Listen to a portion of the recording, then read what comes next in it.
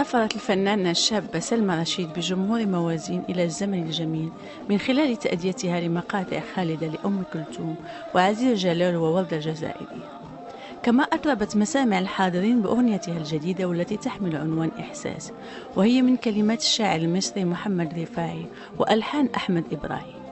برز اسم سلمى لأول مرة خلال مشاركتها في الموسم الثاني من برنامج عرب أيضا. دخلت بعدها إلى عالم النجومية وأحيت عشرات الحفلات الغنائية في عدد من الدول العربية.